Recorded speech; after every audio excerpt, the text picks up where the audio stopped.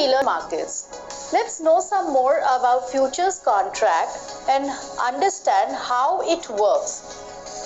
We take up a practical example of a futures trade on a stock to demonstrate how this is done. Say today the management of TCS had an investors meet where the management announced that they are cautious about their growth for the next quarter. So the markets obviously do not like such cautious statements, especially from the company's management. So after the statement, say the markets reacted to it and the stock went down by 3%. Now as a trader, I believe that the TCS stock price reaction to the management statement is a bit exaggerated, and hence I believe that the stock is sinking by 3% could be an opportunity to buy TCS. Why? Because I believe that the stock price will eventually go up. Hence, I would be a buyer in TCS after such an announcement. So I have developed a directional view on the price of TCS, and I am bullish about TCS at the current market price. Now instead of buying TCS shares in the spot market, say I decide to buy the futures contract. The contract details are readily available on the NSE website, as you can see here. So the important pieces of information that this contract specification gives us here are, the first thing is the instrument type. Remember, the underlying asset is the stock of the company. We are interested in the assets future contract. Hence, the instrument type here is the stock futures. Next is the symbol, the company or the asset name, which in this particular case is TCS. Expiry date, this is the date on which the contract will end. Next comes the underlying value.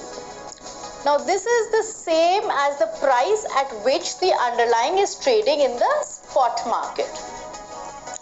Then we'll talk about market lot, or which is also known as the lot size.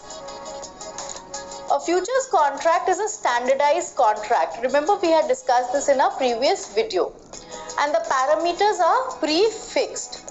So lot size is the minimum number of shares that we need to buy or sell if we wish to enter into this agreement. So the lot size for the TCS futures currently is 125, which means that a minimum of 125 shares or multiples of 125 shares has to be transacted while trading the TCS futures. Next is the contract value, which is basically lot size into the price of futures. So whenever we enter into a futures agreement, we need to deposit a margin amount. It's sort of a token advance, which is simply a percentage of the contract value. However, we will be discussing margins later in details.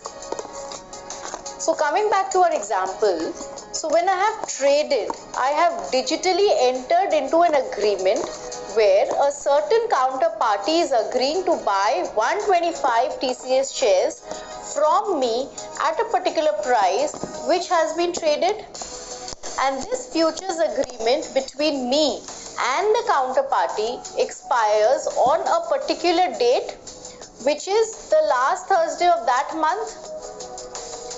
And another important concept about the futures which we should know is basis.